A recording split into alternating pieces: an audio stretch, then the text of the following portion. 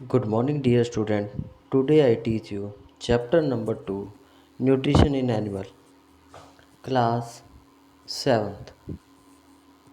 Nutrition in animals के अंदर हम बात करेंगे। फर्स्ट ऑफ ऑल हम बात करते हैं प्लांट्स की। Plants can prepare their own food by the process of photosynthesis. कि जो पेड़ पौधे होते हैं वो अपना भोजन फोटोसिंथेसिस प्रकाश संश्लेषण की अभिक्रिया से बनाते हैं। तो first of all, what is photosynthesis?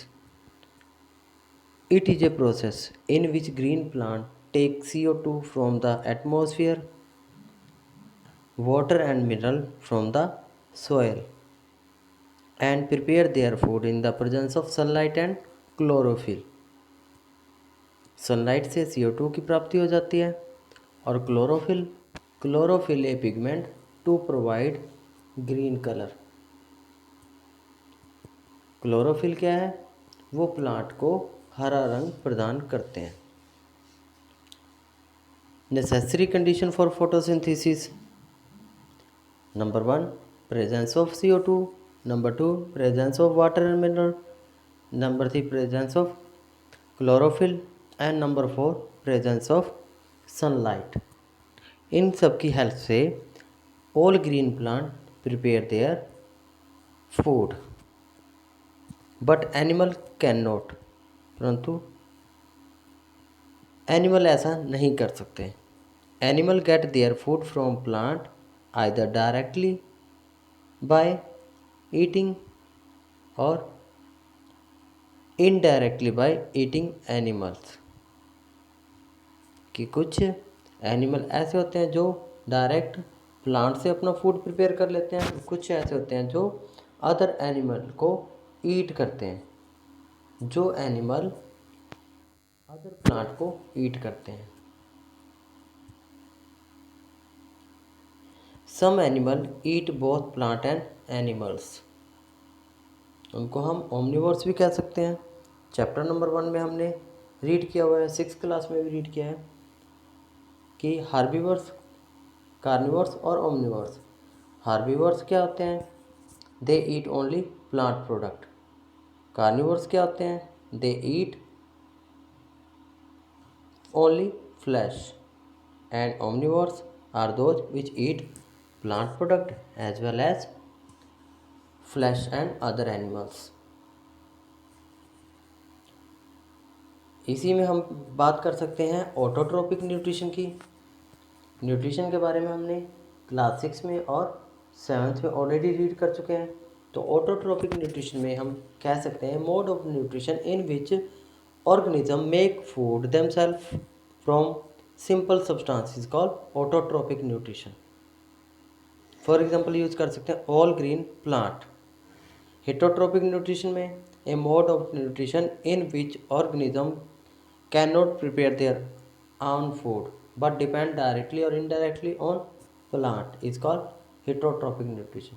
Heterotrophic nutrition के अंदर हम बात कर सकते हैं कि कुछ ऑर्गेनिज्म प्लांट के ऊपर डायरेक्टली और इनडायरेक्टली से भी डिपेंड करते हैं। फॉर एग्जांपल कुछ green plant and animals.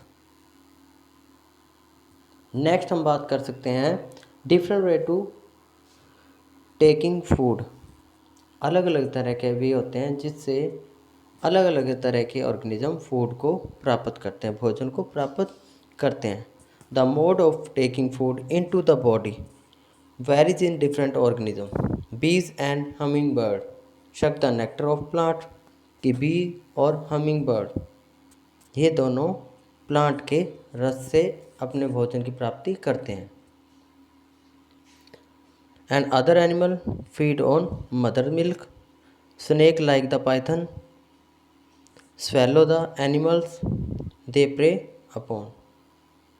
Snake की बात करते हैं पाइथन की, तो वो टोटली एनिमल को इनगल्फ मतलब निगल जाता है इसको और फिर उसका धीरे धीरे डाइजेशन करता है। इसी तरह से उसे कई दिनों तक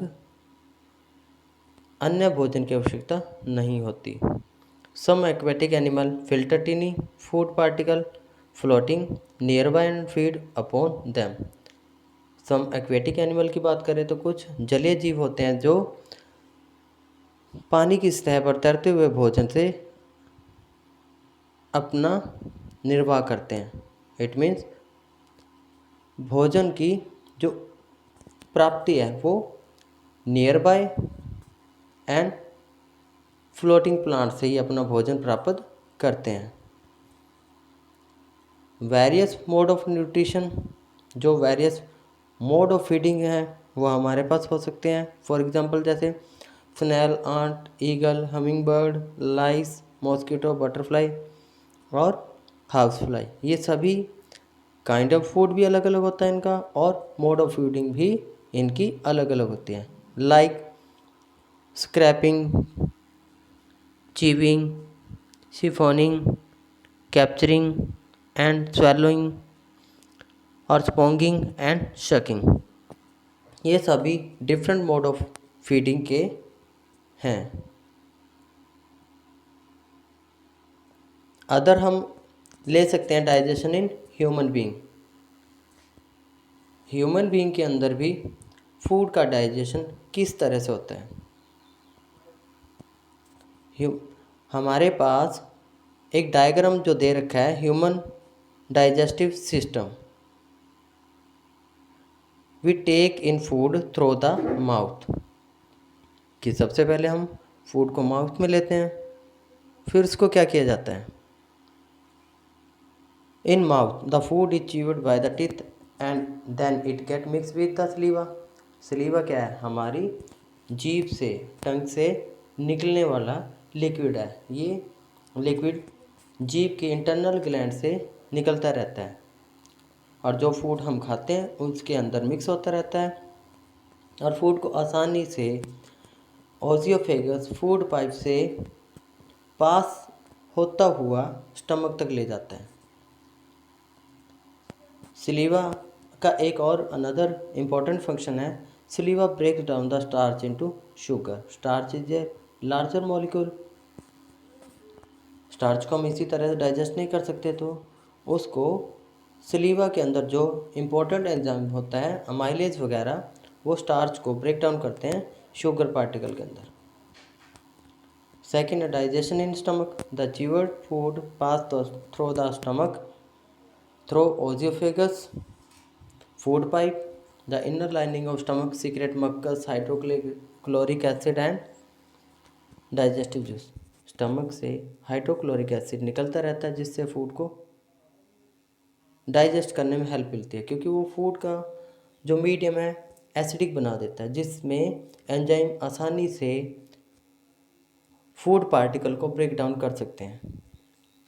नेक्स्ट है small intestine. It is a largest part. The small intestine is about 7.5 metre long. It receives secretion from the liver and the pancreas. Its wall also secrete juices.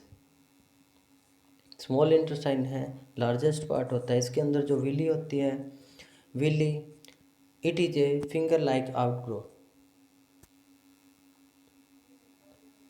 Willie के अंदर फिंगर लाइक आउटग्रो होती हैं जो surface area को increase कर देते हैं for digestion of food. Next अगर बात करेंगे लीवर की, liver is also a largest gland with secrete bile juice. Liver एक लार्जेस्ट ग्लैंड है ह्यूमन बॉडी के अंदर जिससे बाइल जूस सीक्रेट होता रहता है, बाइल जूस निकलता रहता है, which is stored in the गैल ब्लैडर में, और गैल ब्लैडर के अंदर स्टोर होता रहता है। इसका भी इम्पोर्टेंट रोल है क्योंकि bile juice play important role in the digestion of fat. ये फैट को डाइजेस्ट करता है। Pancreas secrete pancreatic juice. Pancreas क्या करते हैं, पैनक्रेटिक जूस को सीक्रेट करते हैं जिसमें carbohydrate, fat and protein and other change them into simpler form. इनको सिंपल फॉर्म में ब्रेक डाउन करते हैं जिससे आसानी से ये डाइजेस्ट हो जाते हैं।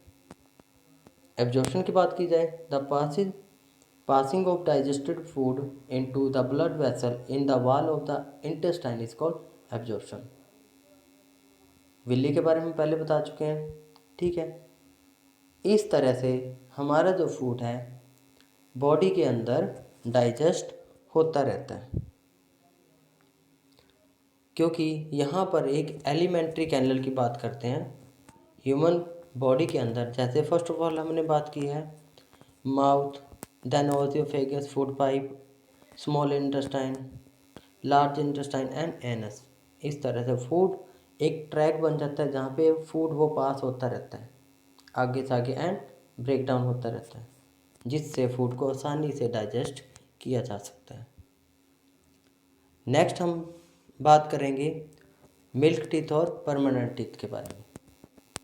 The first set of teeth grow during infancy and they fall off at the age between 6 to 8 year. They are termed as milk teeth. 6 से 8 साल से पहले जो दांत आते हैं उनको हम क्या कहते हैं? Milk teeth. The second set of teeth that replace the milk teeth are called permanent teeth. They may last throughout the life. ये पूरी लाइफ तक रहते हैं और fall during old age. Some dental disease के द्वारा भी ये टूट जाते हैं, इनका क्षय हो जाता है।